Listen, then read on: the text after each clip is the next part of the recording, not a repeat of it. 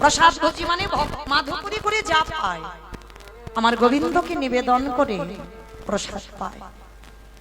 তো আজকে কোনদিন মায়াবতী স্বামীর কাছে জীবনে কিছু চাইনি, আজকের প্রথম স্বামীর দুটো চরণ ধরে বলছে, স্বামী তোমার কাছে আমার একটা নিবেদন। কি গো মায়া, তুমি তো কোনোদিন আমাকে এমন করে বলো না, আজকের কি এমন চাইছো যে আমার পা দুটো ধরে কাঁদছো? তুমি বলো কি চাও? স্বামী বলছিলাম কি, আজকের আমি আছি, আমার প্রভুর সেবা হচ্ছে, আমার যদি জীবনে কোনো দুর্ঘটনা ঘটে যায়, আমার মৃত্যু হয়ে যায়, তুমি থাকবে আমার প্রভুর সেবা দেবে। কিন্তু যেদিন তুমি আমি আমরা দুই লোকে কেউ থাকবো না, আমার ভগবান কি উপবাসে যাবে? নারী জাতি তো যেই না কথাটা বলেছে পুরুষ মানুষ বুঝতে পেরেছে। চুপ করো, চুপ করো। ছি ছি ছি ছি, এত কিছু জগতে চাইবার ছিল, মায়া সন্তান চাইছ, পাবে না। সন্তানের সুখ নেই গো, সন্তানের সুখ নেই, শুধু জ্বালা কষ্ট অশান্তি ব্যথা বেদনা ছাড়া ওদের কাছ থেকে তুমি কিছু পাবে না। স্বামী আমি কি তোমাকে একবারও বলেছি মহাভারতে গান্ধারীর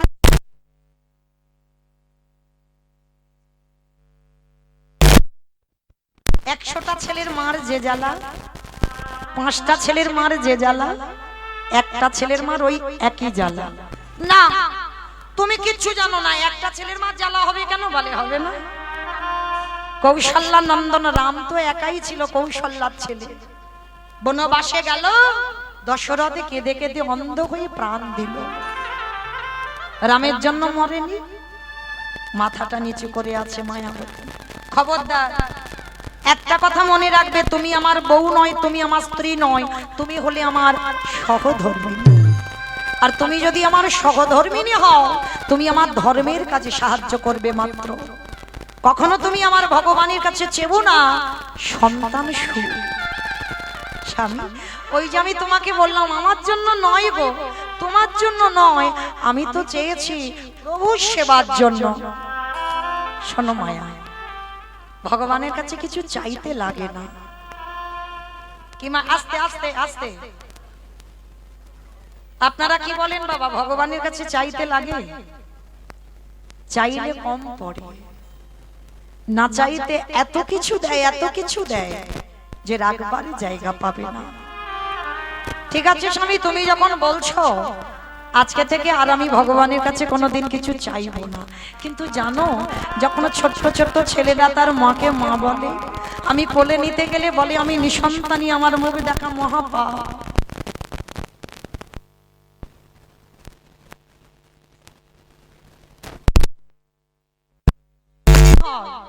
ঠিক তোমার কোল আলো করে পাঠাবে।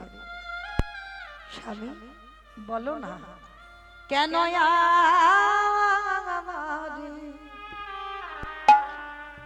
কেউ মা বাবা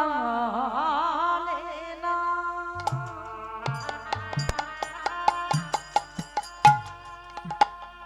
আমি কেঁদে কেঁদে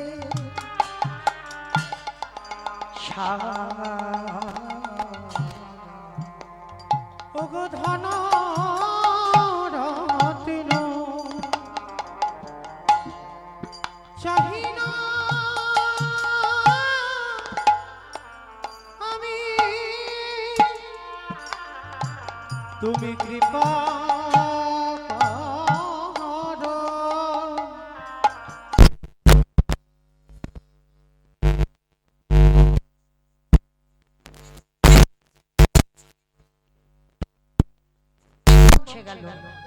ভগবান দৈববাণী করে উঠল, মায়াবতী তোমার কোল আলো করে আমি সন্তান পাঠাবো। তোমার ভক্তি তোমার সেবাই বড় সন্তুষ্ট মায়া। তবে কথা দিলাম, তোমার এই সন্তান গর্ভে ধারণ করবার পর তোমার ওই অদৃষ্টে একটা লেখা আছে, সন্তানকে বাঁচাতে গেলে চিরজনমের মতো তোমার স্বামীর মৃত্যু হবে।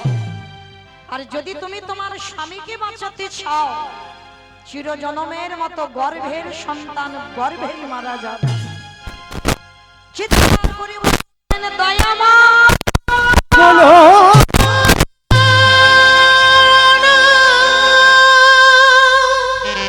তোমার কেমন লীলা, কেমন বিচার। তুমি মনে করে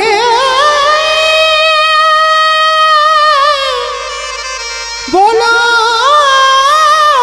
না, কি অন্যায় করেছিলাম, কি অপরাধ ওগো করেছিলাম। দয়াময়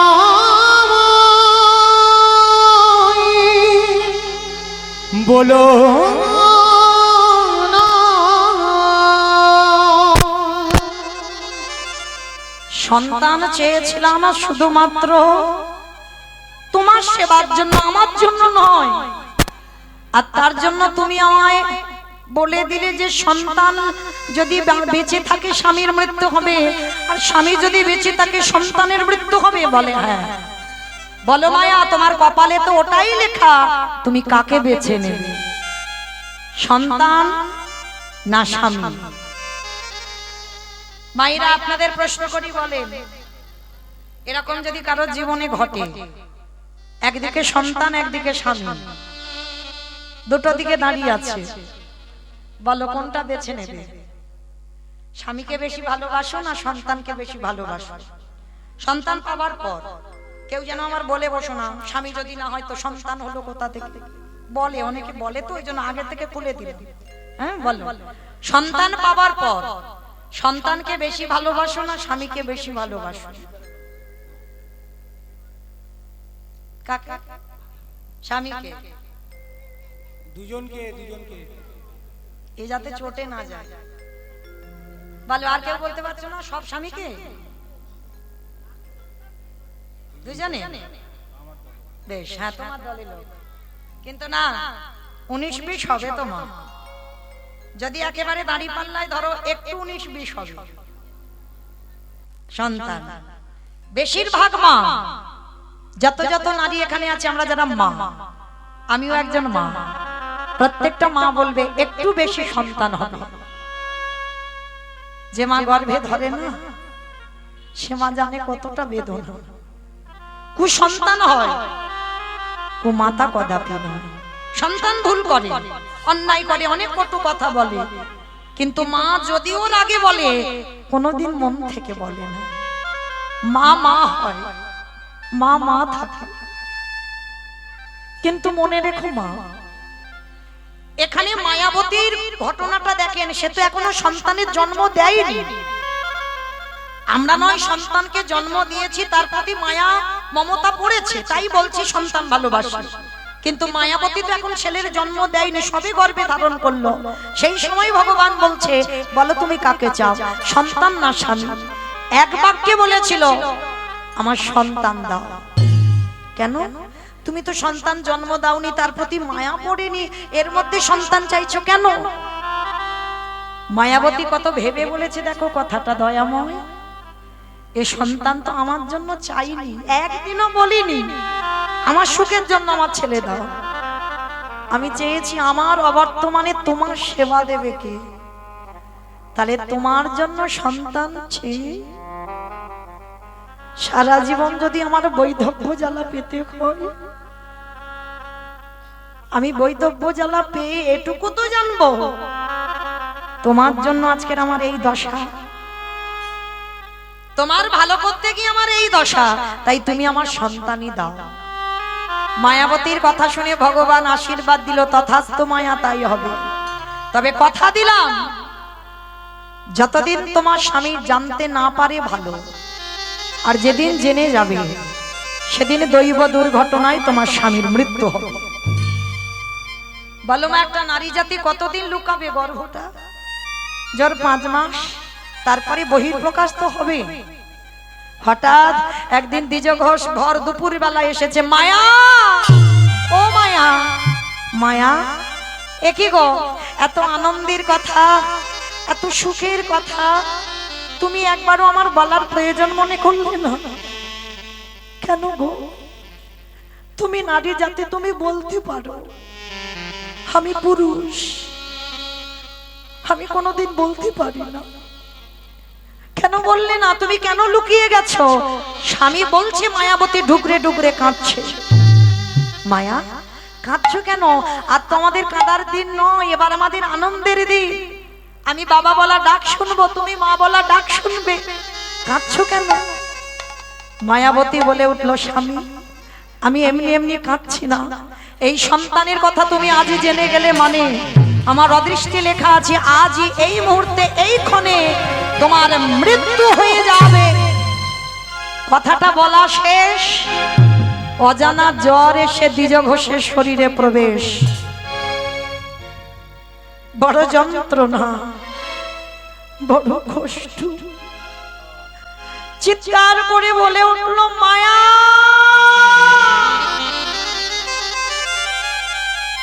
মায়া আর আমি বেশিক্ষণ বাঁচবো না মায়া। বড় কষ্ট, বড় জ্বালা, এত বুকের যন্ত্রণা, অসহ্য যন্ত্রণা, ছটফট করছে।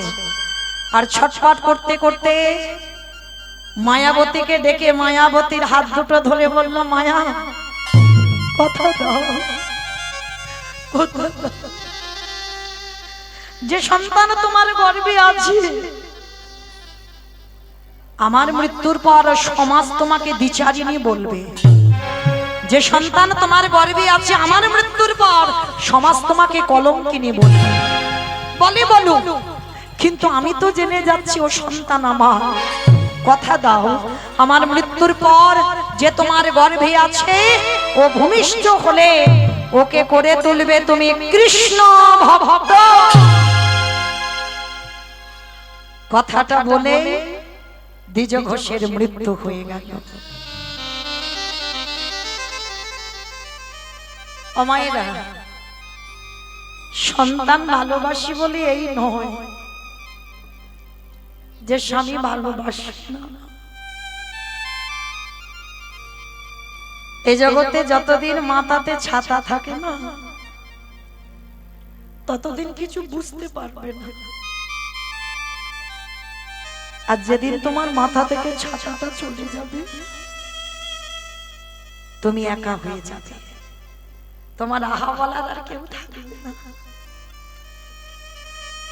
স্বামীর মরা মাথাটাকে কোলে করে নিয়ে বসে আছে। গ্রামের লোকজনেরা জেনে গেল দ্বিজ ঘোষের মৃত্যু হয়েছে।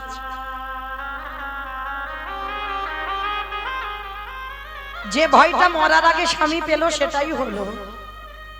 গ্রামের লোকজনেরা খবর পেয়ে এসে বলল, কি রে, এমন বিচারিণী, এমন কলঙ্কিনী, এমন অসতী, তোর গর্ভের পাপের কথা শুনেই তো তোর স্বামীটা মরল। কাউকে বোঝাতে পারলো না বাবা, কেউ বুঝলো না। সবাই মায়াবতীকে দ্বিচারিণী, কলঙ্কিনী, অসতী বলে। মায়াবতী স্বামীর মাথাটা নিয়ে কাঁদে আর বলে, দয়াময়, তোমারে ভালোবাসলে কি দ্বিচারিণী হতে?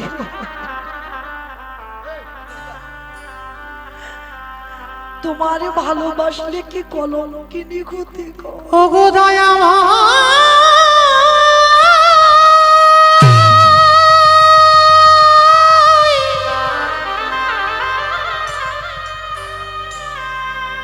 ওগো কৃপা,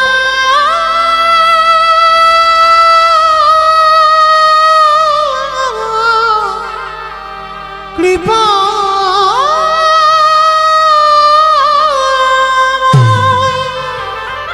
কেউ তো শুনবে না আমার কথা। প্রভু যে তোমায় কেউ শুনবে না। ভালো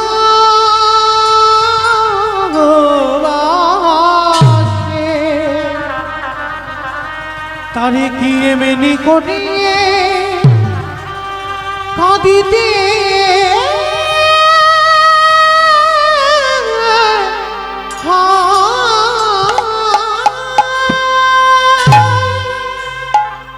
লীলার পাশে ভাবক বলছে, কেউ যদি একবারে চলে যায়, কি বাবা, কেউ যদি যাবে বলে, ধরে রাখতে পারবে? পারবে না। ওই জন্য ভাবুক বলছে দেখো চলে যাই যদি বাঁধন ছিঁড়ে কাঁদিস কেন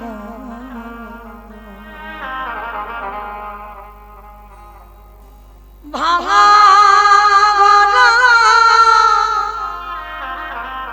এই সংসারে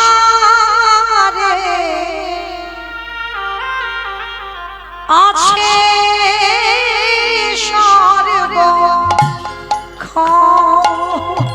চলে যাই যে দিকে বাঁধন ছিঁড়ে কাঁদিস কেন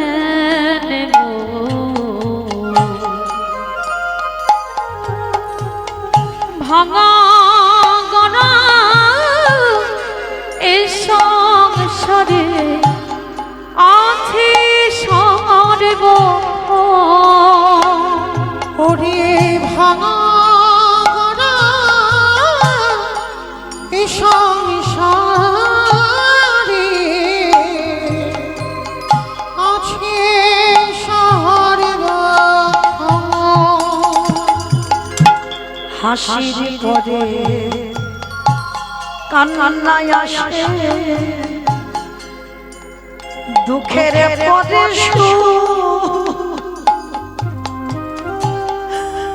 আধার রাতে পরে যে তুই দেখবি আলোর হাসির পরে কান্না আসে দুঃখের পরে আধার রাতে পরে তুই দেখবি আলোর ওগো যায় না বলা কারোর কাছে ভাগের ভাঙা গড়া এ সংসারে আছে স্বর্গ চলে যাই যদি কেউ বাঁধন ছিঁড়ে ভাবিস কেন গো ওরে ভাঙা গড়া ও এই সংসারে আছে স্বর্গ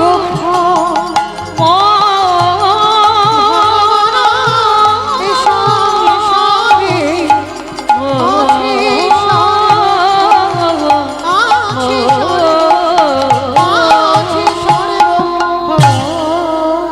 গ্রামের লোকজনেরা বলে বললেন ওকে বের করে দে, ওকে বের করে দে। ও অসতী কলঙ্কিনী বলে আমাদের দ্বিজ ঘোষ মরেছে। কাল সকালবেলা হলে যেন কেউ আমরা ওর মুখ না দেখতে পাই, বের করে দিবি রাত্রিবেলা।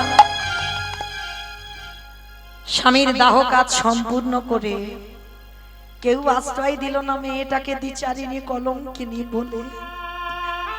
কাউকে বোঝাতেও পারলো না যে মায়াবতী দ্বিচারিণী নয়। কারণ মনে রাখবে বাবা, কৃষ্ণ ভক্ত হয়েছ, কলঙ্কিনী হবে না, দ্বিচারিণী হবে না বললে তো হবে না। আমার কৃষ্ণকে ভালোবাসলে যে দ্বিচারিণী হতে হবে। কি গো, মেবারের রানী মীরাবাই স্বামী ছিল, সংসারে ছিল, শাশুড়ি ননদী সব ছিল। আমার গিরিধারীকে ভালোবেসে কলঙ্কিত হয়ে গেল। আমার রাধারানী আমার প্রাণ গোবিন্দকে ভালোবেসে জগৎ সংসারে কলঙ্কিনী নাম নিল। কিন্তু রাধারানী বড় সুখ পেত জানো, যখন সবাই বলতো না রাধারানীকে কৃষ্ণ কলঙ্কিনী, রাধারানী বলতো সবাইকে ডেকে ডেকে, আমি যতবারে জন্মাবো ততবারে যেন কৃষ্ণ কলঙ্কিনী হতে পারে। কেন জানো? তারা খেলাই বলুক এবং খেলাই বলুক, তারা তো আগে আমার গোবিন্দ নাম বলে, আগে বলে কৃষ্ণ, পরে বলে রাধা কলঙ্কিনী। কে গো মা, দেখবেন আমাদের মতো মায়েদের কোনো তিলক সেবা মা যদি রাস্তা দিয়ে যায়, অল্প অল্প বয়সের ছেলেরা পিছন থেকে বলে ওঠে হরে কৃষ্ণ, বলে না? হেলাই বলে, অবহেলাই বলে, বলে বলুন, বললো তো এতে কৃপা হবে। তার রাধারানী বলল সবাই আমাকে যেন জনম জনম ধরে কৃষ্ণ কলঙ্কিনী বলে, কারণ আমি ওই নাম শুনতে ভালোবাসি। তারা হেলাই বলেও কৃষ্ণ আগে বলবে, পরে বলবে রাধা কলঙ্কিনী। আজকে ঠিক সেই রকম অবস্থা মা মায়াবতীর হলো। সারা গ্রামে কেউ খেতে দেয় না। গ্রামের শেষে একটা বাড়ির মানুষ খুব ভালো, জানো, বাড়িতে প্রসাদ হয়, প্রতিদিন ভোগ লাগানো হয়, অন্ন ভোগ। আর সেই বাড়িতে একটা কাজের মেয়ে দরকার ছিল। তো মায়াবতীকে বলল, শোন, কোনো মাইনে টাইনে দিতে পারবো না, সকাল থেকে বিকাল পর্যন্ত খাটবি, ওই ভগবানের প্রসাদই একটু করে দেব। জায়গা নেই তো যাওয়ার, সাত কুলে কেউ নেই, হরি বল, কেউ নেই। কৃষ্ণ ভক্তদের কেউ থাকে না গো, কেউ থাকে না। ভগবান এক এক করে তোমার কাছ থেকে সব কেড়ে নেবে। কৃষ্ণ ভক্তরা একা হয়, ওদের কেউ থাকে না। পথের ভিখারি করে দেবে, রাস্তার ভিখারি করে দেবে। রাজ ঐশ্বর্যে রাজ অট্টালিকাতে বসে কৃষ্ণ ভজন হয় না, পাথর সেটিং করা ঘরে কৃষ্ণ ভজন হয় না। ভালো করে লক্ষ্য করে দেখেন, যদি রাজপ্রাসাদে ভজন হতো তাহলে মহাভারতে বিদুর জঙ্গলে গিয়ে মা পরাশরীকে নিয়ে ওই খুদের অন্ন আর শাক সিদ্ধ আর কৃষ্ণকে কলার খসা দিত না।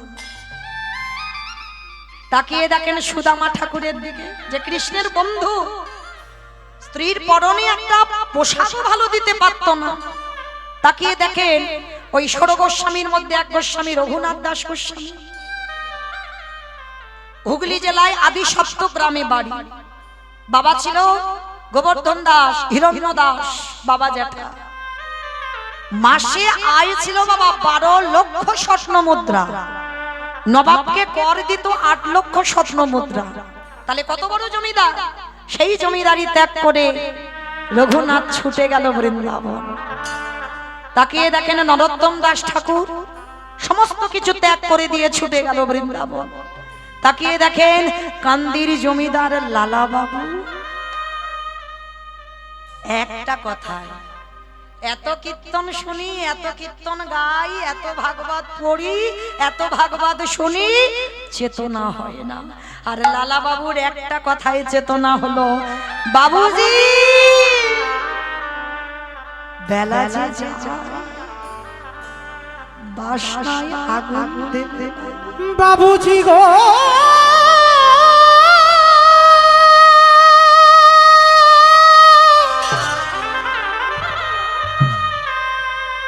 বেনাচে চলে যায় বাসনায় আগুন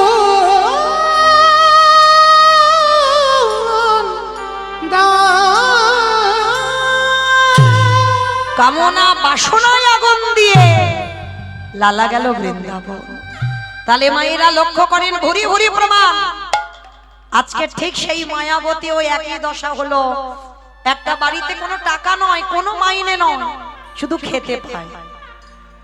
দেখতে দেখতে 10 মাস 10 দিন, আর 10 মাস 10 দিন পর মায়াবতীর কোল আলো করে একটা ছোট্ট ফুটফুটে পুত্র সন্তান এলো, যার নাম রাখলো বিহারী লাল। সেই বিহারী, যার নাম ভগবান নিজে অঙ্গে ধারণ করেছে, নিজের নামের সঙ্গে জড়িয়েছে। বিহারী জন্মালো, জন্ম থেকেই এত কষ্ট। মা ওই বুকে করে করে নিয়ে লোকের বাড়ি কাজে যায়। দেখতে দেখতে বিহারীর বয়স দাঁড়ালো 5 বছর। 5 বছরের বিহারী, আমায়রা এই জায়গাটা ভালো করে শুনবেন। 5 বছরের বিহারী বাড়িতে থাকে, মা কাজ করে বিকালবেলা খাবার আনে, বিহারী খায়। আর তো কিছু জোটে না, পাবে কি করে?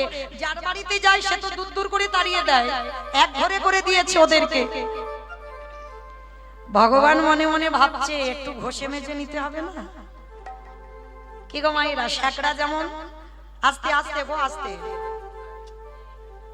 আস্তে বাবা, সামনে বসেছো একটু আস্তে, হাতে ধরে বলছে বাবা, সামনে তো চোখে লাগছে, আস্তে, সোনা ছেলে, লক্ষ্মী ছেলে। তো যাই হোক, তো এইবার ছোট বিহারী সারাদিন কিছু খায় না, 5 বছরের ছেলে। হ্যাঁ বাবা, এ বাবা শোন, ভালো লাগবে, তোদের মতো একটা ছেলে তার কত কষ্ট দেয়, কি করে কৃষ্ণ ভক্ত হলো, একটু শোন, ভালো লাগবে। 5 বছরের একটা ছেলে খেতে পায় না সারাদিন, আমরা সবাই তো খেতে পাই গো। ছেলেদের কত কিছু খাবার পায় না, সকাল থেকে আর রাত্রে ঘুমানো পর্যন্ত শুধু খাওয়াতেই ব্যস্ত। কিন্তু দেখেছো কত ভিখারি খাবার জন্য দাঁড়ে দাঁড়িয়ে যায়। বিহারীর ওই একই দশা, সারাদিন কিছু খায় না, মা কখন খাবার আনবে একটু খাবো। তো আজকে ভগবান মনে মনে ভাবছে দেখি ও কি করে। যে বাড়িতে কাজ করতো সে বাড়ির খাবার আজকের পাইনি, কোন আত্মীয় বাড়িতে যাবে, জল তুলসী দিয়ে চলে গেছে, আর মায়াবতীকে বলল মায়া তোর খাবারের ব্যবস্থাটা আজকের করে নিস। কিন্তু মায়াবতীর বুকটা কেঁপে উঠলো, আজকে তো কিছু পাবো না, কেউ দেবে না আমায়, খালি হাতে বাড়িতে ফিরছে। আর যখনই খালি হাতে বাড়িতে এসেছে না, ওদিকে ছোট 5 বছরের বিহারী ছুটতে ছুটতে এসেছে, মা মা মা, মার কোমরটা জড়িয়ে ধরেছে, ও মা, মা গো, কি রে বাবা, ও মামা দাও, মা কি খাবার এনেছো দাও, বড্ড খিদে পেয়েছি, সকাল থেকে কিচ্ছু খাইনি, দাও না মা। আচ্ছা বলো তো মা, ছেলে যত বড় হয়ে যাক, এই যেমন এই কয়েকদিন আগে রাস পূর্ণিমায় কীর্তন করে গেলাম, তখন আমার ছেলেটা ছিল, অনেকে দেখেছেন, ছেলে যতই বড় হোক, মা যদি ছেলের জন্য একটা লজেন্সও আনে না, সেটা যেন কত আনন্দ। ছেলে বাড়িতে বসে থাকে কখন মা ঘরে আসবে। তবে সব ছেলে নয় আর সব মাও নয়, এইটা দেখতে হবে। পৃথিবীতে সব মা মা হয় না, সব সন্তান সন্তান হয় না। এইবার যেই না বাবা ছেলেটা এসে মার কোমর ধরেছে, ও মা, ও মা কি খাবার এনেছো দাও না মা, বড্ড খিদে পেয়েছে গো, দাও কিছু দাও। খোকা একটা কাজ কর না বাবা, আজকে যে বাড়িতে কাজ করছিলাম না কিছু পাইনি, হে বাবা আজকের একটু জল খেয়ে কাটিয়ে দে না। ও মা সকালবেলা থেকে তো জল খাচ্ছি, আর কত জল খাবো বলো, বড্ড যে খিদে পেয়েছে আমার যে উদর জ্বলছে, দাও না আমায় কিছু খেতে। মার হৃদয়টা ভেঙে চৌচির হয়ে যাচ্ছে। ভগবান এমন করে আমার জন্ম দিয়েছে যে আমার সন্তান ক্ষুধার্ত, তার মুখে কিছু দিতে পারছি না। বেশ, মা মনে মনে ভাবছে জীবন আর রাখবো না, আমি বেঁচে আছি বলে আমার ছেলেটার এত কষ্ট। কি গো মাইরা, যে ছেলের বাবা না, বাবা থাকে না, মা থাকে না, সমাজ তাকে কি বলবে? অনাথ। আর অনাথ বলে দেখবে অনেক মানুষ আছে কিছু খেতে দেয়। তা মা মনে মনে ভাবলো আমি আছি বলে আমার ছেলেটা কষ্ট পাচ্ছে, কারণ জগতে সবাই বলে আমি বিচারিনি, ওই জন্য আমার ছেলেটা খেতে পায় না। কিন্তু আমি যদি মরে যাই তাহলে মনে হয় অনেকে আমার ছেলেটাকে কিছু খেতে দেবে। মনে মনে ভগবানের কাছে জানাচ্ছে, দয়াময় আজ রাত্রিবেলা কোন রকমে আমার ছেলেটাকে ঘুম পাড়িয়ে আমি ওই গঙ্গার জলে আত্মবিসর্জন দেব। ছেলেটাকে কোলের কাছে তুলে নিয়েছে, ক্ষুধার্ত ছেলে। আর দেখবেন মা মায়ের কোলটা এমনই একটা কোল না, যদি একবার ছেলেকে যত অসুস্থ হোক, যত খিদে পাক, যদি কোলের কাছে নিয়ে একবার ছেলের মাথায় একটু হাত বুলিয়ে দাও, সব জ্বালা সব কষ্ট যেন জুড়িয়ে যায়। ছেলেটার মাথায় হাত বুলাচ্ছে আর বলছে, বাবা একটু ঘুমানা বাবা, আমি কথা দিলাম যখনই সকাল হবে দেখবি তুই কত খাবার পাবি, খেয়ে খেতে পারবি না। মা তো জানে যে আমি যদি আত্মবিসর্জন দিই সবাই লোকজন দেরে যাবে, আর ছেলে যখন কাঁদবে সবাই এসে ওকে খেতে দেবে। ছেলেটাকে কোলের কাছে নিয়ে মাথায় হাত বুলাতে বুলাতে ওই ছোট্ট বিহারী ঘুমিয়ে পড়েছে।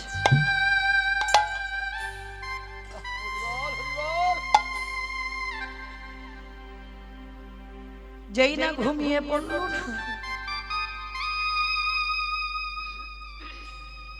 ভগবানের চরণে গিয়ে জানাচ্ছে, দয়াময়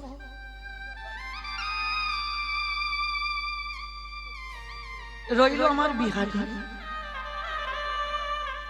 কিছু দাও না দাও, অন্তিম সময় ওর দর্শনটুকু দিও,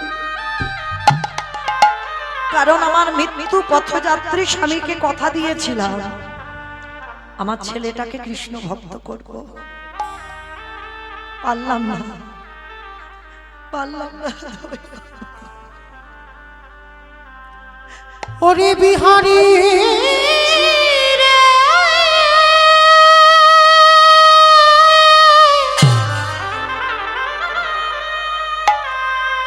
ওরে চলে যা, আরে কোনদিনও ফিরে আসব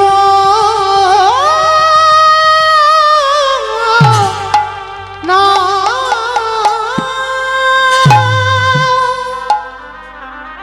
আসি প্রভু, আমার বিহারী রইল নদী রইল আমার বিহারী, ওকে দেখো তুমি। নাইয়া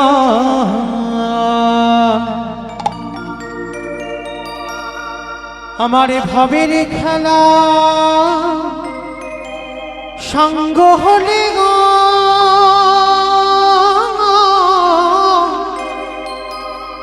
একেবারে দিও পারে করিয়া আমার জীবনের নদী নাইয়া।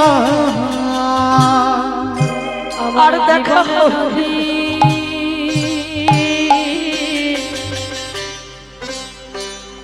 নাইয়া। আসি প্রভু, আমার ছেলেটাকে দেখো তুমি একটু। আমার ভাবের খেলা সঙ্গ হলি গো,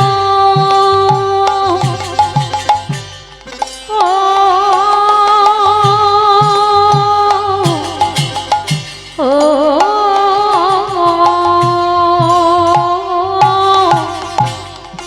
দিও পরে করিয়া আমার জীবন নদীর নাইয়া। আমি চলে যাই। দয়াল হে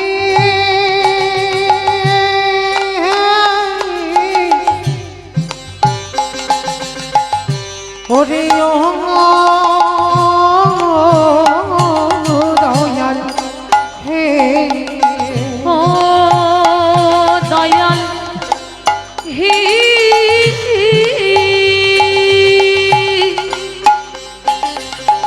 হে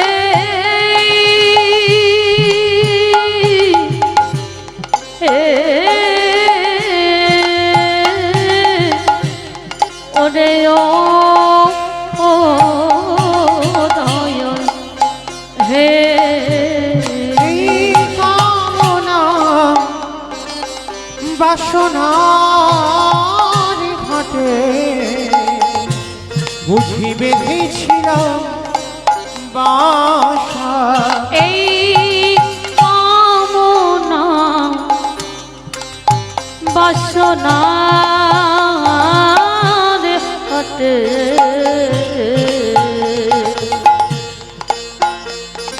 বুঝি বেঁধেছিলাম বাসা। সবই অচলে হবে যাওয়ার কালে গো। নিতাই গৌর প্রেমানন্দে হরি বল দেখি হরি নাই বল হরি বল। ভাবিয়া আমার জীবন নাইয়া জীবনে নদী নাইয়া দয়াল হে আমার ভাবের খেলা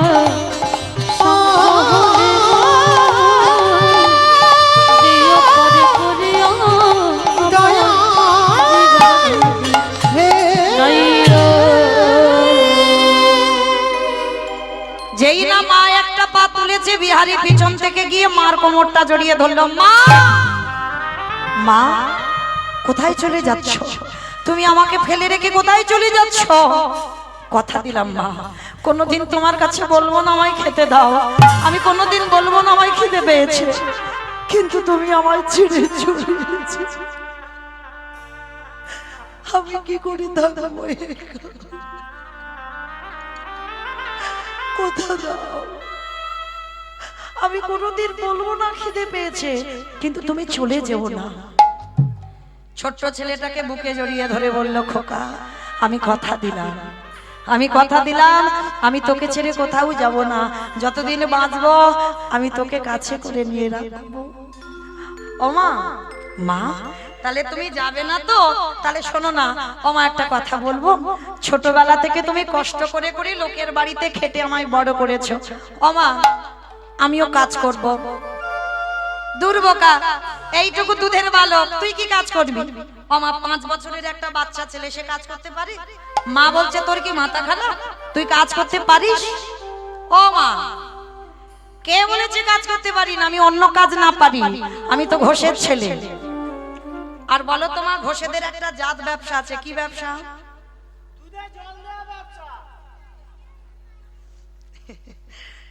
কি বললো গো? দুধে জল দেওয়া ব্যবসা? মানে ওইটা আমাকে হিরসে করে বললো। হরি বল। ও মাইরা, গোয়ালা জাতিদের এটা মন্দ বলেনি। গোয়ালারা যত যাই হোক না কেন বাবা, একটু না একটু দুধে জল দেবে, কিন্তু আমার বাবা দেয় না। সত্যি বলছি, কেন জানো আমার বাবা দেয় না? একটা কারণে, আমার বাবার তো ছানার হিসাব। তাহলে দিলে কি আর না দিলে কি? হিসাব যখন ছানার হয়, তাহলে বাবা তুমি 1000 বালতি জল দিলে ও ছানা যতটুকু হবে ততটুকু তো টাকা। তাহলে আমার বাবা দেয় না, অন্যজন হয়তো দেয় না, হয়তো তলে তলে দেয়, আমি হয়তো জানি না, সেটা বলতে পারবো না। তো যাই হোক, আজকে বিহারি বলছে, বাবা ও মামা একটা কাজ করো, আমি ঘোষের ছেলে, আমি বরং ওই গোয়ালা পাড়াতে গিয়ে একটা কাজ করি। তো বাচ্চা ছেলেটা ছুটে গেছে, বাবুজি ও বাবুজি, আমার মার খুব কষ্ট গো, আমার মার খুব অভাব। বাবুজি তোমার ঘরে যে এই যে গোয়ালে 6টা গরু আছে, আমাকে দুটো 4টে চড়াতে দেবে? তা বড় লোকটা ছেলেটাকে দেখে বড় মায়া হলো। এই শোন, 2-4টে নয়, আমার ওই যে গোয়ালে 6টা গরু আছে, আজকে থেকে তুই চড়াবি। লীলার পাশে ভাবক বলছে, মূর্খ, 6টা গরু যদি ও চড়াবে তোর বাড়ি আসবে কেন? কি বাবা, এটাই তো তথ্য। 6টা গরু তো আপনারা চড়াচ্ছেন, আমি চড়াচ্ছি, আমার এই সম্প্রদায় গোটা চড়াচ্ছে। কাম ক্রোধ লোভ মোহ মদ মাশ্চর্য, এই তো 6টা গরু। আর একটা 5 বছরের বাচ্চা, সে 6টা পারবে? জোর 2-3টে চড়াবে। তবে মা খবরদার, 6টা গরুকে যেন কেউ মেরে দিও না, 6টা গরুকে দমিয়ে রাখো। হ্যাঁ, 6টা গরুকে দমাতে বললো, কারণ ওদেরকে যদি একেবারে তুমি মেরে দাও, তুমি পৃথিবীতে বাঁচতে পারবে না। ওরা যেন ঊর্ধ্বমুখী না হয়, সব কটাকে নিম্নমুখী করে রাখতে হবে, কেমন? তো আজকে বিহারি বলল, বাবু আমি 2-3টে চড়াবো। বলে বেশ, তাহলে চড়া। বলে শোন, আর 25 পয়সা মাইনে দেবো, 1 মাস গরু চড়াবি। ও মা, লীলাটা তো আজকে করার নয়, তখন করার দিনে 25 পয়সা তো অনেক মূল্য ছিল। আর বিহারি মনে মনে ভাবলো 1 মাসে 25 পয়সা যদি আমার মাকে দিই আমার মার দুঃখ তো মোচন হবে। বেশ, বলছে বাবু ঠিক আছে, তাহলে আমি 25 পয়সার মাইনে কাজ করব। বিহারি এইবার কাজ করে, মাঠে মাঠে গরু চড়ায়। আর ওই যে সকালবেলা পান্তা ভাতটা কাঁধে নিয়ে যায়, সারা দিন গরু চড়িয়ে বিকালবেলা ফিরে। আর বিহারির তো একটাই খেলা, ও মাইরা, এখন তো নারী পুরুষের একটাই খেলা, কি গো? ফ্রি ফায়ার খেলিস? বাহ, তোমরা খেলো না? শোনাচ্ছি, বেশ বেশ। আজকে এই যে ছোট্ট বিহারীর একটাই খেলা ছিল, কি খেলা জানো? ব্রজের কানরে কোন দুঃখে তুই রাজা হলি দ্বারকাপুরী। একটু উলুধ্বনি। ব্রজের কানরে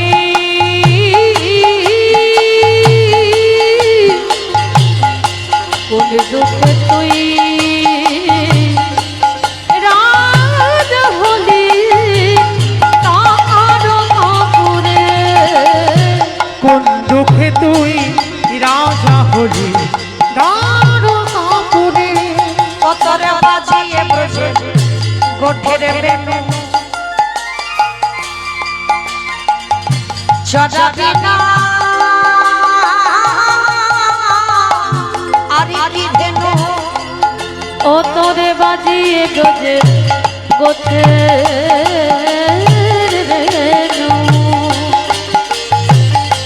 চড়াবি না আর কি ধেনু। করিবি না ব্রজে পাগল। ও তুই করবি না ব্রজে পতরে পাগল। না শির সুরে কোন দুঃখ তুই রাজা হলি দ্বারকাপুরে। নিতাই গৌর প্রেমানন্দে হরি বল হরি বল হরি বল। বানাই রে রাজা হলি ও বানাই রে। ছোট্ট ছেলে বিহারি সারাদিন রোদে রোদে মা গরু চড়িয়েছে, এবার বিকাল বেলা হয়েছে, বিহারি ঘরে ফিরবে। আর ও মাইরা, আজকে যেমন আমার এই যে মুরারি দাদা মহাশয় কীর্তন করাচ্ছেন, আমার পরে আরো কীর্তনিয়ারা রয়েছেন, তা এই যে কীর্তন করাচ্ছেন আপনারা বসে শুনছেন, আমি গাইছি, ঠিক এরকম কাটোয়া কাঞ্চন নগরে একজন পাঠক ঠাকুর ভাগবত পড়ছেন। আর আপনাদের মতো ভক্তরা সবাই বসে আছেন। আর পাঠক ঠাকুর পাঠ করতে করতে বলেন, অমাইরা শোনো শোনো শোনো, বৃন্দাবনে কৃষ্ণ নামে একটা ছেলে আছে, তার নবলক্ষ ধেনু আছে, তার 24 জন বন্ধু আছে। আর জানো ওই ছেলেটাকে ভালোবাসলে এত কিছু দেয়, এত কিছু দেয়, বাড়ি রাখবার জায়গা থাকে না। অমাইরা বিহারি গরু নিয়ে যেতে যেতে দাঁড়িয়ে দাঁড়িয়ে রাস্তায় শুনেছে, শুনে মনে মনে করলো, বাবা, বৃন্দাবনে কৃষ্ণ নামে একটা ছেলে আছে, মানে বড় লোকের ছেলে, আবার নবলক্ষ ধেনু, আমি 2-4টে চড়াবো, মানে সোজা ছেলে হলে যেমন হয়, সোজা সরল ছেলে, মানে কোনো ঘোর প্যাঁচ নেই। আবার 24 জন বন্ধু, আমাকে নিয়ে 25 জন হবে। ওমা, আবার বললো নাকি ওকে ভালোবাসলে এত কিছু দেয় নাকি বাড়িতে রাখবার জায়গা থাকে না। ভালোই হলো বাবা, আমি কেন মরতে চারানা মাইনের কাজ করব? কাজ যদি করতে হয় আমি কৃষ্ণের বাড়ি কাজ করব। কি গো মাইরা, এত কীর্তন শুনে চেতনা হয় না, এত কীর্তন গেয়ে চেতনা হয় না। আজকের ওইটুকু দুধের বালক একদিন রাস্তায় দাঁড়িয়ে দাঁড়িয়ে পাঠ শুনে চেতনা হয়ে গেল, ছুটতে ছুটতে মার কাছে গেছে, ওমা, মা গো। বলে কি রে বাবা? ওমা, আস্তে, যে বাড়ি কাজ করছিলাম আমি আর কাজ করব না। বলে কেন করবি না? বলে ওই চারানা মাইনে আমার ঠিক কাজ হচ্ছে না, আমি বেশি টাকার কাজ পেয়েছি। বলে কোথায়?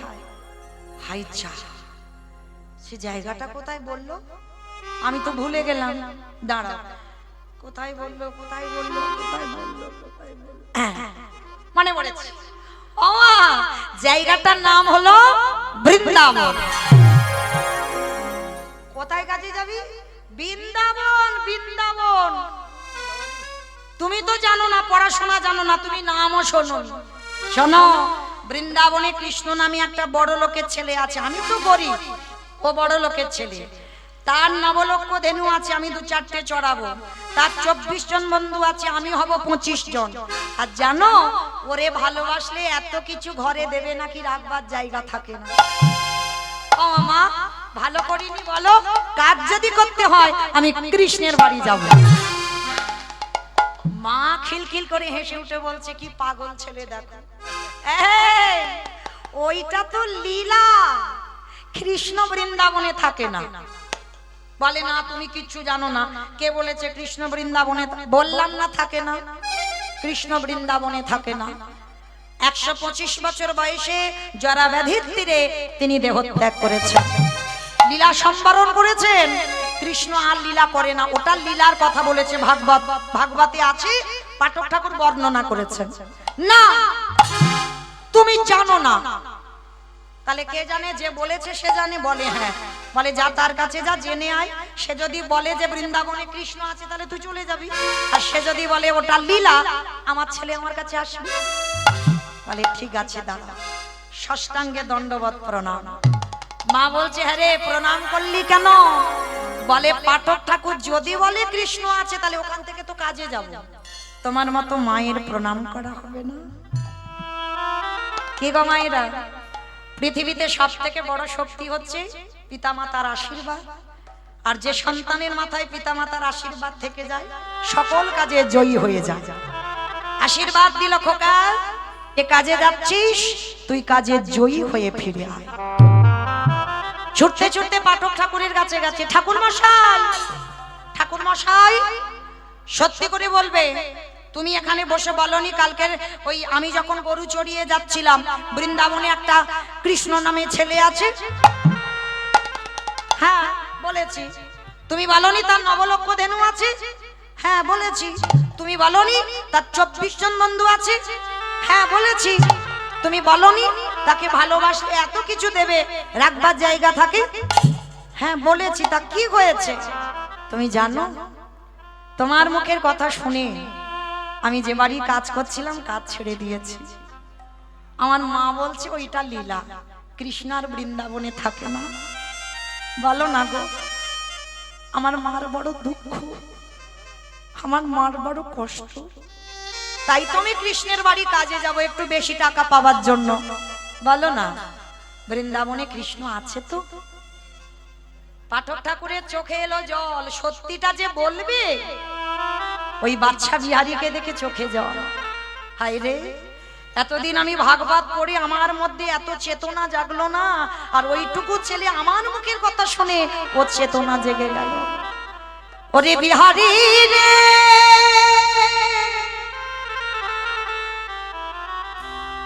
ওরে আমার কৃষ্ণ, বৃন্দাবনে নতুন করে লীলা করবে না। তোরে প্রেমে তোরে ভালোবাসায় আমার কৃষ্ণকে এই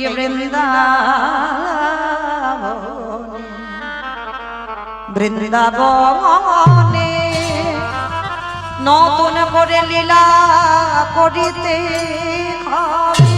ওরে বিহারী,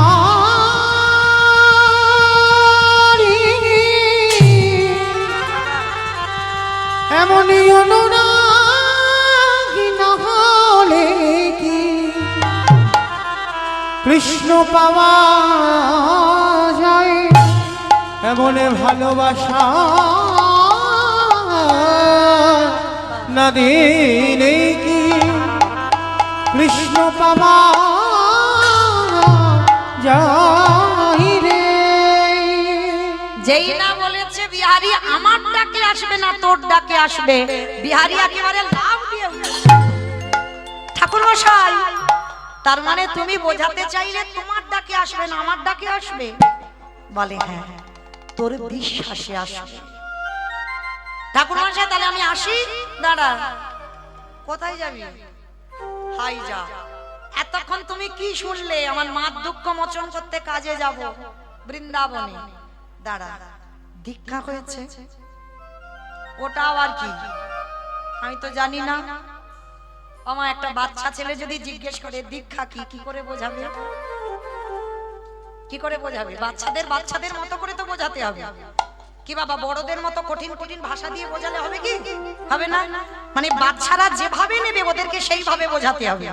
তা গুরুদেব বলছে, শোন বিহারী, কৃষ্ণের বাড়িতে যারা যারা কাজ করে কানে একটা মন্ত্র না নিলে কাজ করা যায় না। ও ভাগ্যিস তুমি বলেছিলে। দাও, কি মন্ত্র দেবে দিয়ে দাও। বিহারী রে অভাবে নয় রে, স্নান করে স্তনমণ্ডন করে স্কন্ধে ভিক্ষারে ঝোলা, কণ্ঠে তুলসীর মালা, দাদা সঙ্গে দিল সেবা, আজ হাতে একটা বেলের দণ্ড। ভিখারির সাজ সাজিয়ে দিয়ে বলল আয়, কানে মন্ত্রটা দিল, আর মন্ত্র দিয়ে বলছে, এই শোন, যদি কৃষ্ণের সঙ্গে দেখা হয়, কারণ আমাকে তো দীক্ষা দিয়েছি মানে দক্ষিণা দিতে হবে। বিহারী বলছে, আমার কাছে কিছু নেই, আমি এক মাস পরে যখন কৃষ্ণের বাড়ি থেকে ফিরবো, আমার মাকে অর্ধেক আর তোমাকে অর্ধেক দেব।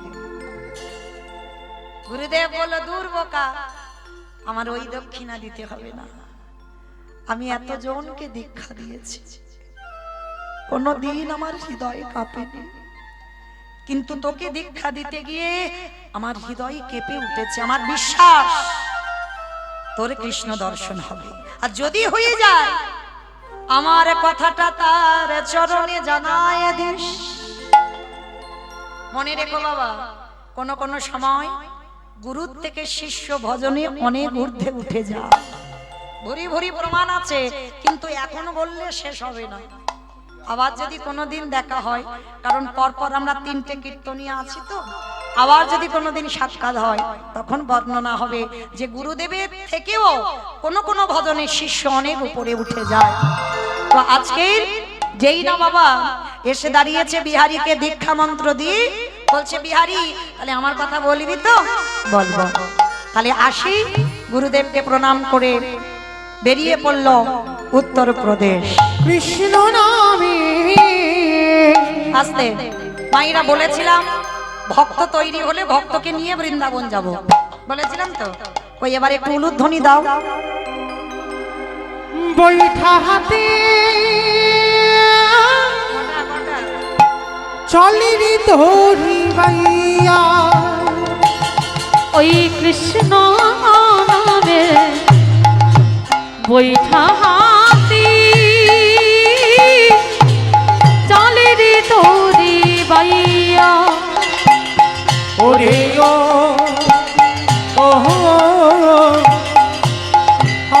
ফুলি গাঙের রইয়া, কৃষ্ণ নামে বৈঠা হাতি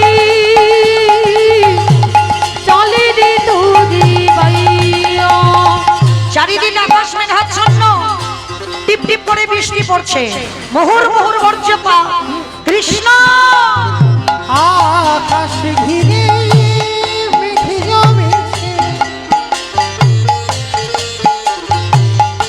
ভয় কিরে তোর কৃষ্ণ আছে, কৃষ্ণ নামে ঘন ঘন দেহে বিরে লুলাই।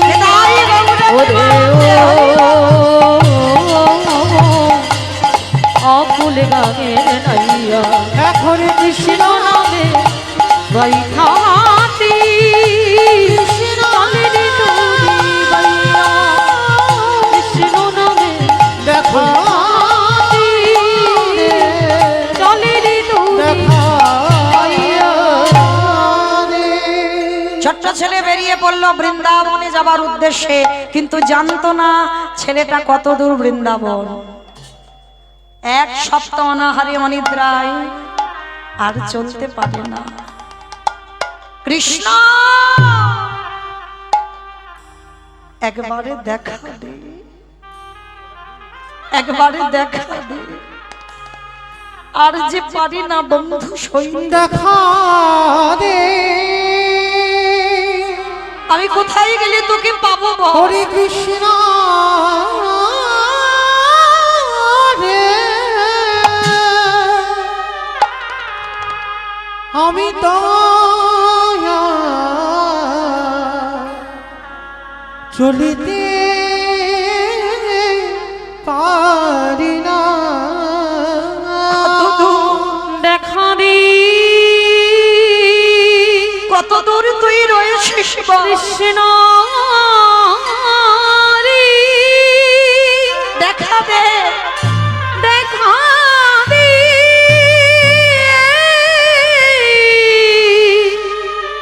সখা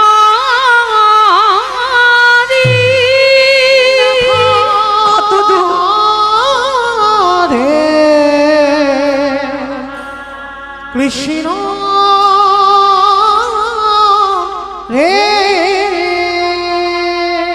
যেই না চরণটা ফেলেছি কৃষ্ণ। একবারে যদি জানতাম তোরে ভালোবাসলে এত কষ্ট পেতে হয়, তোকে ভালোবাসলে এত জ্বালা যন্ত্রণা ভোগ করতে হয়, আমি কোনোদিন তোকে ভালোবাসতাম না। চরণ দিয়ে রক্ত ঝরে পড়ছে, গাছের তলায় শিকড়ে পা আটকে গিয়ে বিহারী অচৈতন্য। আর যেই অচৈতন্য হলো, চেতন সত্তা ভগবান আমার থাকতে পারলো না।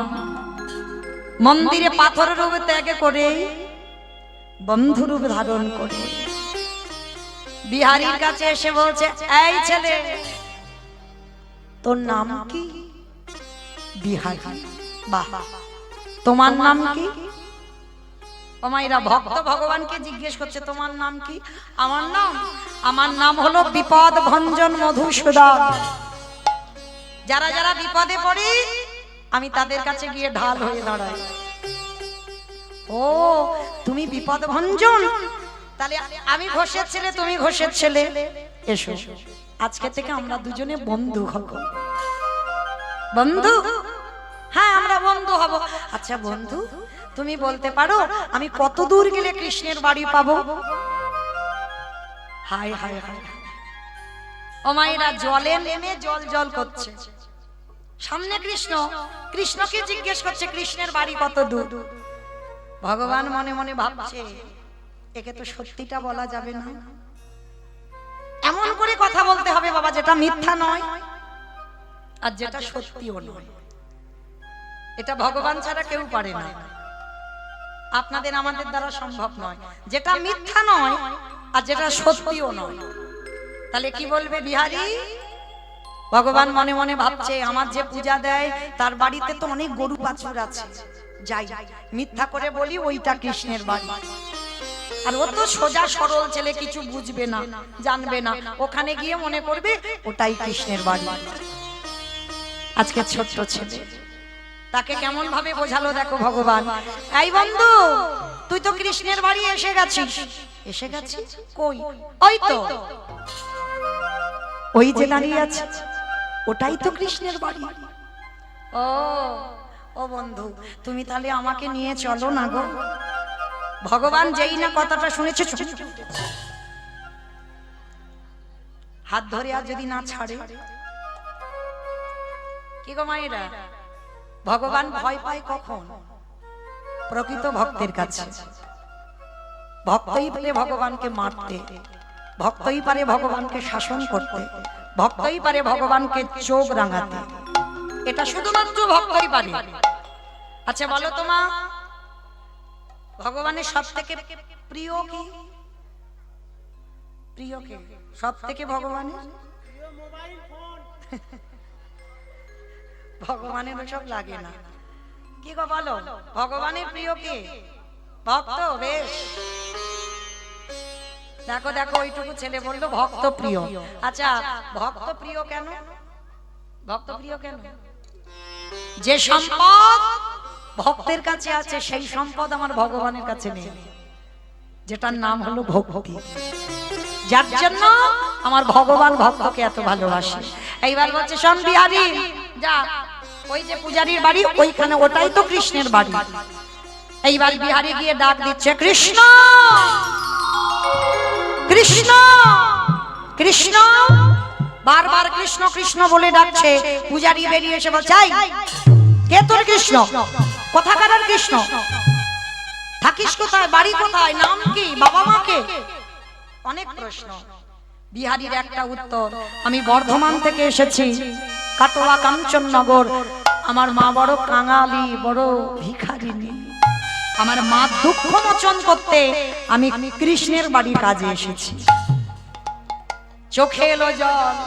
আহারে, এতটুকু ছেলে ও মনে মনে ভাবলো এটাই কৃষ্ণের বাড়ি, কিন্তু এটা তো কৃষ্ণের বাড়ি নয়। কিন্তু এইটুকু ছেলেকে কি করে বোঝাবো? শোন, আমার একটা নিজের ছেলে আছে যার নাম গোপাল, আর তুই হলি আমার পালিত ছেলে বিহারী লাল। আর ভগবানও আমার একটা ছেলে।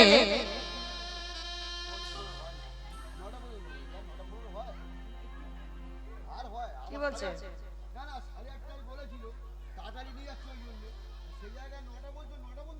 টাইম তো ঠিক বলতে হবে না? টাইম ঠিক বলতে হবে। বেশ, টাইমটা ঠিক বলে।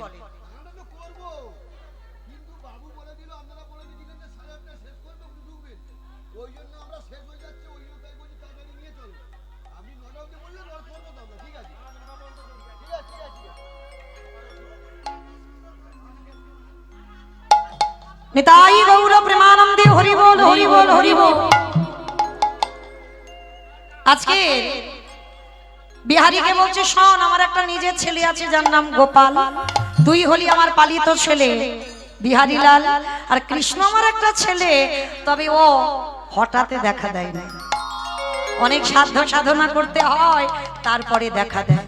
তা ছোট্ট বিহারী মনে মনে ভাবছে, আচ্ছা তুমি কি আমার কৃষ্ণের বাবা? ছোট্ট ছেলে বলে উঠল, আচ্ছা কৃষ্ণ যদি আমার বন্ধু হয়, আর বন্ধুর যদি তুমি বাবা হও, তাহলে বন্ধুর বাবা মানে তুমি যদি অনুমতি দাও আমি তোমায় বাবা বলে ডাকতে পারি? আমি কোনোদিন কাউকে ডাকি না গো। কেন জানো? আমার বড় ভয়। জন্মের আগে আমার বাবা আমাকে ছেড়ে চলে যায়। আমি তখন মাতৃ গর্ভে, তখন আমার বাবা আমার কথা শুনে দেহ রেখেছে।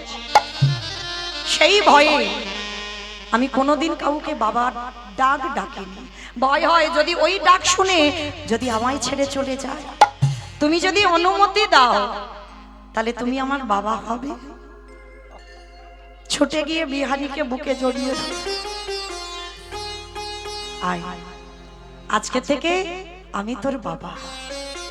বেশ, তা তুমি ভেবো না, শোনো আমি এমন ডাকবো না কৃষ্ণ আমার ডাকে সাড়া দিতে বাধ্য। বলে কি করে ডাকবি? বলে দেখো না, বিহারীর আশ্রয় হয়ে গেল। বাবা কৃষ্ণ ভক্তদের কোনোদিন আশ্রয়ের অভাব হবে না, ঠিক পেয়ে যাবে। আজকের বিহারী আশ্রয় পেয়ে গেল বৃন্দাবনের মাটিতে গিয়ে। আর আশ্রয় পেয়ে প্রতিদিন যেমন মাঠে ওই গরু চড়ায়, আজও বিহারী গরু চড়াচ্ছে। কিন্তু গরু চড়াতে চড়াতে বিহারীর মাথায় একটা বুদ্ধি এসেছে। হাই হাই হাই, হ্যাঁ গো,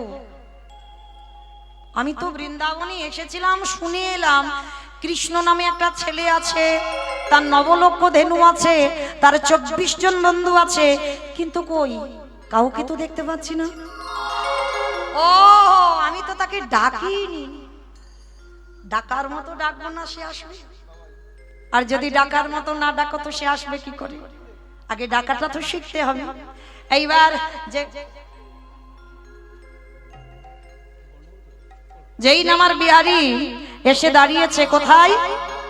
একেবারে মাঠের মাঝখানে, প্রখর রোদ।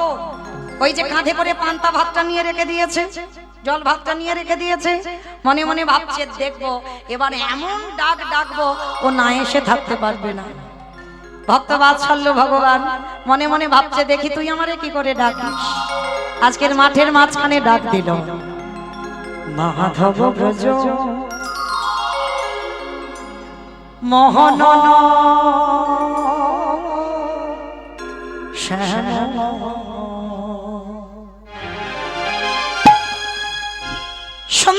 সুন্দরগিরি ধারি সুন্দরগিরি ধারি মাধব ব্রজ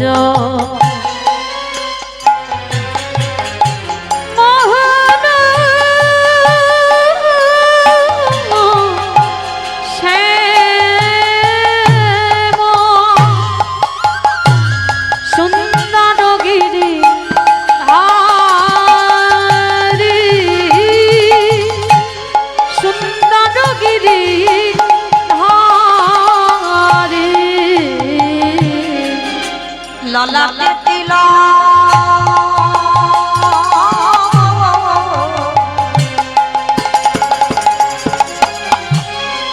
ময়ূর পাখা রাধা আছে বলে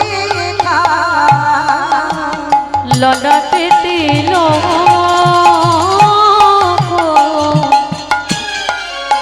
ময়ূর পাখা রাধা নাম পিতাতে আছে গো লেখা।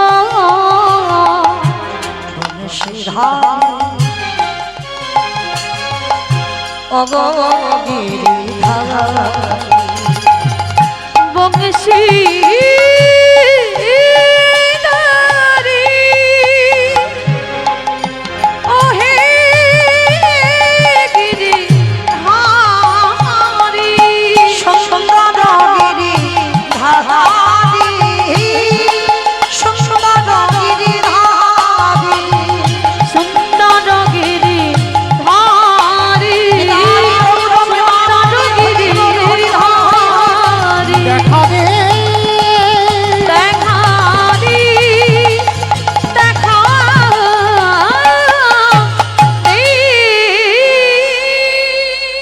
সৃষ্টি করলো নবলক্ষ ধেনু, সৃষ্টি করলো 24 জন বন্ধু, ভগবান মাঝখানে দাঁড়িয়ে মুরলী বাদন করলো। মায়েরা তুলুধ্বনি প্রেম সে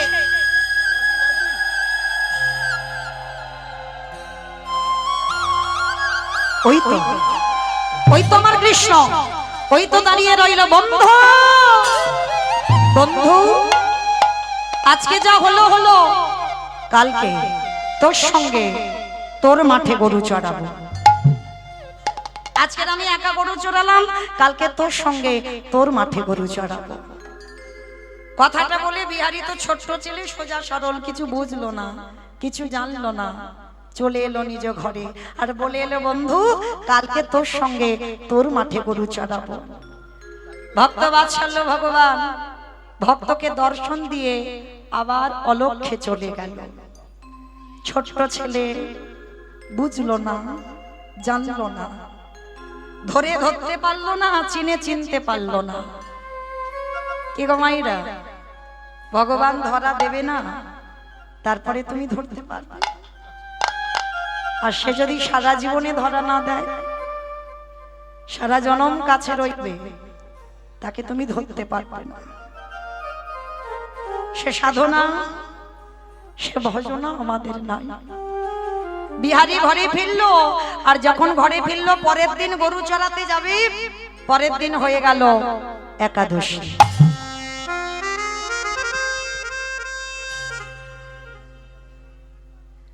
পরের দিন হয়ে গেল একাদশী। ও মায়েরা, কি গো কতজন একাদশী করেন? একবার হাতটা তোলেন, হাতটা তোলেন। কতজন একাদশী? এই কটা হাত করিস বাবা, করিস একাদশী? ওরে বাবা, আমাকে ওই কতগুলো হাত একবার দেখাও, কতগুলো হাত একাদশী?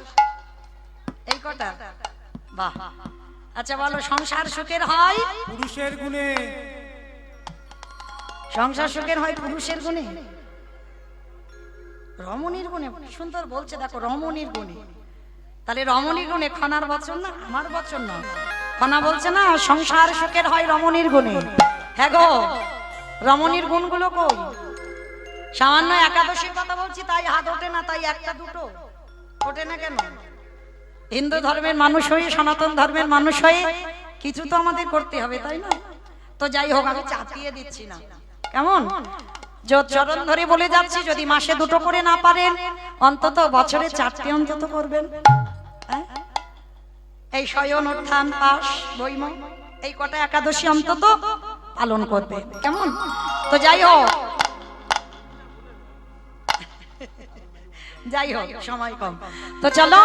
কমাইরা বিহারী একাদশী করে মাঠে গেছে, 5 বছরের ছেলে, ছোট্ট ছেলে। তা ভগবান মনে মনে ভাবছে, ও বেটা একাদশী করেছে, 12টা বেজে যাচ্ছে, কিচ্ছু খাইনি।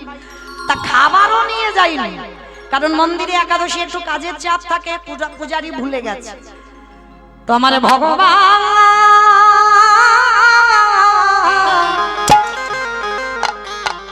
ওই ভক্তের লাগি মাথায় খাবারের বোঝা লই, ওই ভক্তের লাগে ভগবান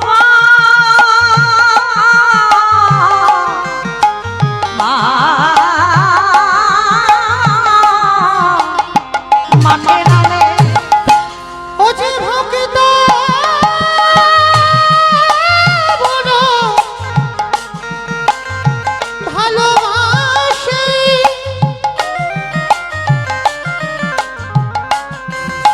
ও যে ভক্ত ছাড়া রহিতে না রে, যুগে যুগে ভক্তের কাছে ছুটে আসে। আস্তে, আপনারা যারা গীতা পাঠ করেন, গীতার একটা শ্লোক আছে না, অনন্য চিন্তায়ম তমাম যোজনা পর্যায় পশ্চাতে তেষ্বা নিত্যাভিযুক্তনা জগৎক্ষয়া মহা। আস্তে আস্তে, এর মানেটা কি? ভক্ত যদি অন্যান্য চিন্তা বাদ দিয়ে শুধু গোবিন্দ চিন্তায় মগ্ন হয়, আমার গোবিন্দ বললেন সেই ভক্তের বোঝা আমি ভগবান হয়ে জগৎক্ষয়াম বহম, ভক্তের বোঝা ভগবান মাথায় করে বয়ে নিয়ে যায়। ওরে বিহারী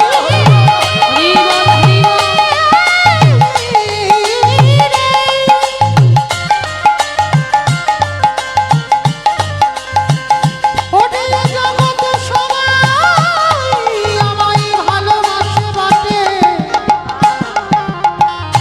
কিন্তু তোর মতো করি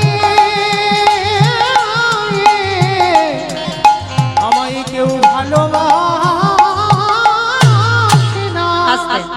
যেই না বিহারীর ওই খাবারটা নিয়ে গিয়ে বলছাই, তবে ভগবান নিজ রূপে যায়নি, গোপাল সেজে গেছে। এই নে খা। ভক্ত দেয় ভগবানের বদনে, ভগবান দেয় ভক্তের বদনে। দেখো কেমন ভক্ত আরে কেমন ভগবান। আমার খাইয়ে বিকালবেলা ফিরে এসেছে, বিহারী এসে বলছে, বাবা একদিন আমার নাই বা খাওয়া হতো, তা বলে তুমি আমার ওইটুকু গোপাল ভাইকে মাঠে পাঠিয়েছো খাবার নিয়ে? হ্যাঁ, আর যদি ওইটুকু গোপাল যদি পায়ে হাতে লেগে যেত তো তখন কি হতো? এবার আসল গোপাল রেগে গিয়ে চাই, আমি কি তোর খাবার নিয়ে গেছি?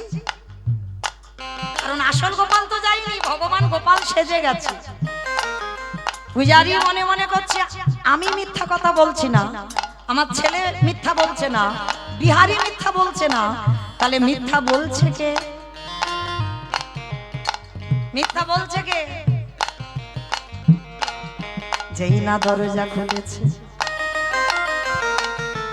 বাঁকা করে বাঁকা হাতে কালো শশী, চরণে দিয়ে রক্তের ধারা উড়ানিতে লেগে আছে কাঁটার আঁচড় ওই সর্বঙ্গে ধুলো কাদা বালি লেগে রইল ও যাই তো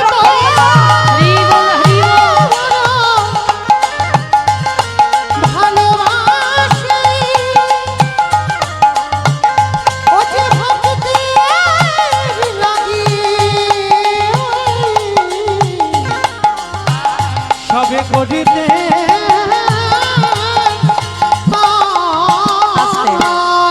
মন্দিরের দরজাটা খুলে দেখলো ভগবান মাঠে নেমেছিল সঙ্গে সঙ্গে পূজারী বেরিয়ে এসে বলছে বিহারী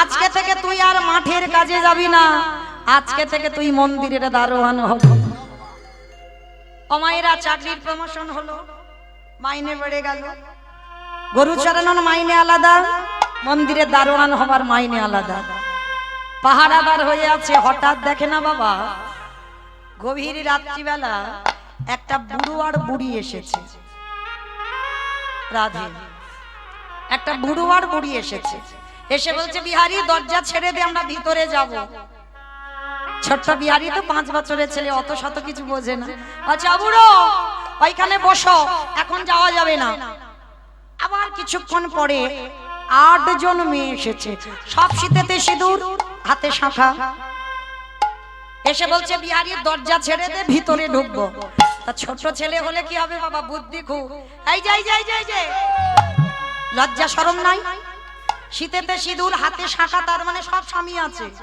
আর এত রাত্রিবেলা আমার কৃষ্ণের সঙ্গে দেখা করতে এসেছো হ্যাঁ ও মাইরা সতী তারা যাদের দুই পতি হয় আচ্ছা মা এখানে কই দেখি কাদের দুটো স্বামী একবার হাত তোলো তো দেখি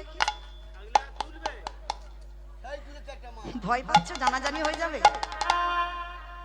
ভয় পাচ্ছ একটা স্বামী বেশ আমার কথা নয় আমি কিন্তু বলিনি আমি বলবো কেন যখন রাস মঞ্চে ব্রজঙ্গনাগণ প্রাণ গোবিন্দমন মুরলীর ধ্বনি করলো হ্যাঁ যে যার যাচ্ছে বাবা কারোর অঙ্গে বসন নাই আবার এলু থেলু বেশ আবার দেখবেন কার হাতে কঙ্কন পড়েছে কার হাতে কঙ্কন নাই কার কানে কুণ্ডল আছে কুণ্ডল নাই এক চোখে কাজল নাই শীতেতে সিঁদুর দিয়েছে কপালে টিপ দেয়নি হ্যাঁ রাসের মাসে সবার বাঁচবে রাধে আর যখন গোবিন্দ আমার গেলেন ব্রজঙ্গনাগণ যখন বলেছিল এই যে এত বড় বড় বুলি বলছো কেন তুমি কি জানো যখন রাত্রিবেলা কেশ ধরে টেনে আনলে তখন মনে ছিল না তুমি জানো না শাস্ত্রের কিছু ব্রজঙ্গনাগণ বলেছিল শোনো গোবিন্দ সতী তারাই হয় যাদের দুই করে পতি হয় এরকম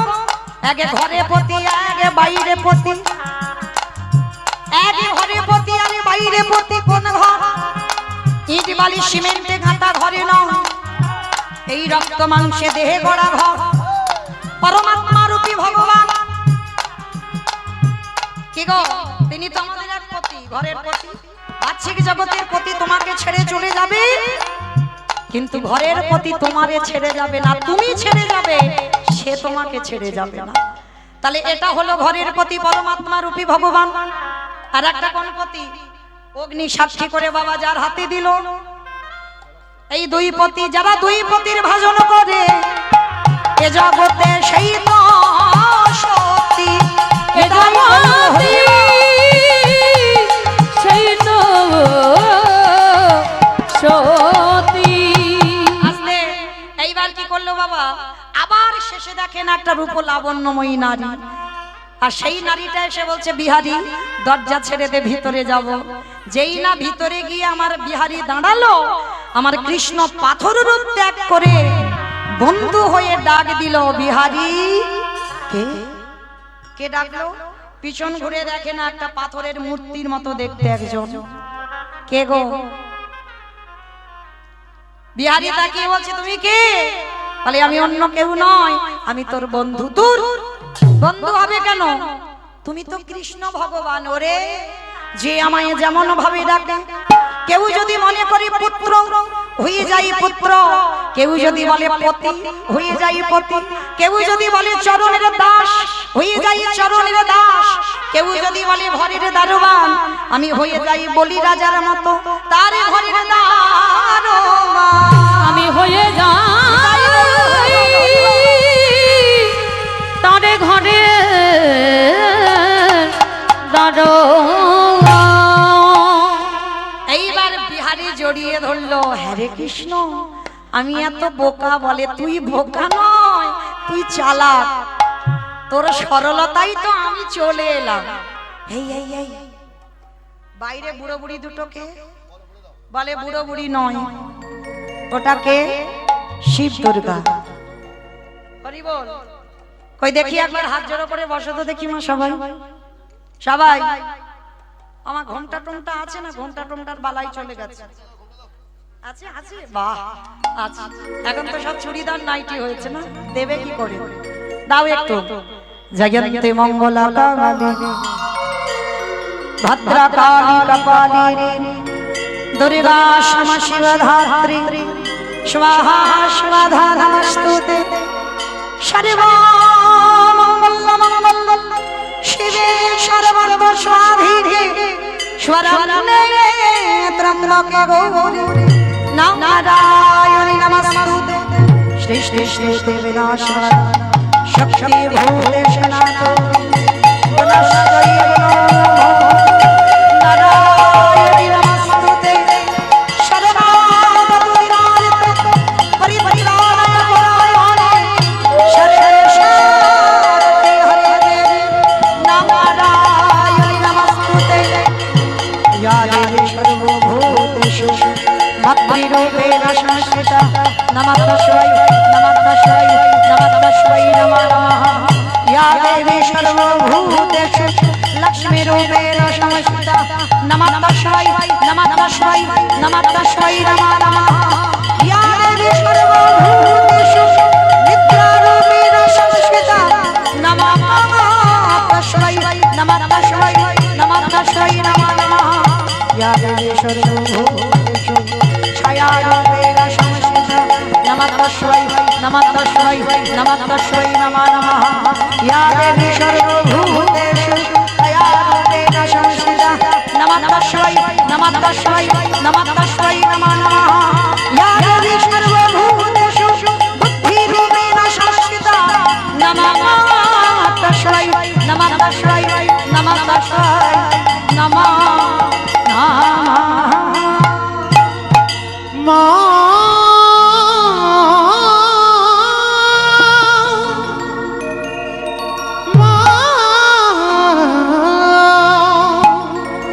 গণেশ জননী ত্রিশূল অসুর রাশির দ্বারা দিকি দিগন্ত ত্রিশূল ধরুকে ধরুমতি হারা গণেশ জননী ত্রিশূল অসুর রাশির দ্বারা দিকি দিগন্ত ত্রিশূল ধরিকে ধরে গতি হারা ধরিকে ধরে গতি হারা ধরিকে ধরে গতি হারা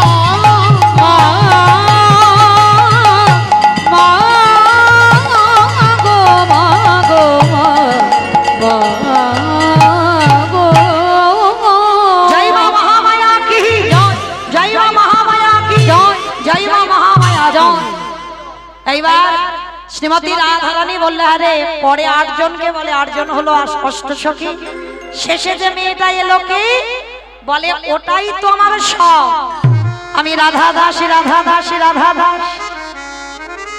ইহা से সন্দেহ हो जा কোটি যুগ ভজয়ে বিফল জনমতা। এইবার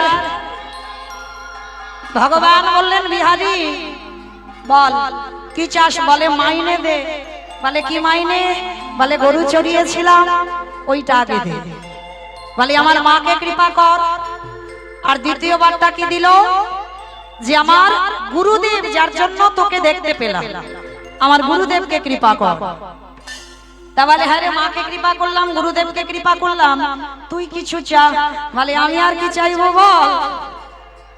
আমার তো চাওয়ার কিছু নেই, তবে কথা দিলাম আজকে থেকে তোর নামটা আমার নামে জুড়ে দিয়ে বৃন্দাবনে প্রতিষ্ঠা পেলাম। বৃন্দাবনে বঙ্গ বিহারী লাল কি, বঙ্গ বিহারী লাল কি, বঙ্গ বিহারী লাল কি।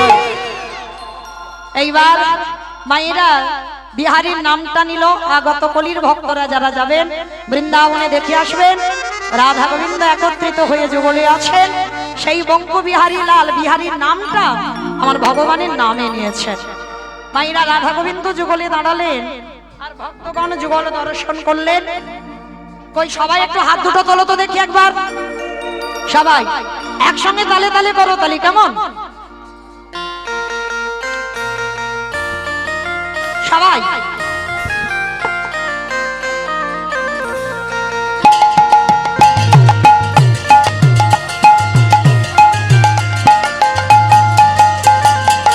মনে চাহি প্রাণে চাই, মনে চাহি প্রাণে চাই, দিলি যাই যারে গো। তোমরা কুঞ্জ সাজাও গো, আজ আমার প্রাণনাথ আসিতে পারে। যে সাজাও গো আজ আমার প্রাণনাথ আসিতে পারে। কুঞ্জ সাজাও গো, আজ আমার প্রাণনাথ আসিতে পারে। আতরে গোলাপ চুবা চন্দনে ছিটাইয়া দাও ঘরে, আতরে গোলাপ চুয়া চন্দন ছিটাইয়া দাও ঘরে। এবার সাজাও গো ফুলের বিছানা পবিত্র অন্তরে। কুঞ্জ সাজাও গো, আজ আমার প্রাণনাথ আসিতে পারে। যে সাজাও গো আজ আমার প্রাণনাথ আসিতে রাধে। পারে। আমার পরবর্তী দাদা ভাই আসছেন লীলা পরিবেশন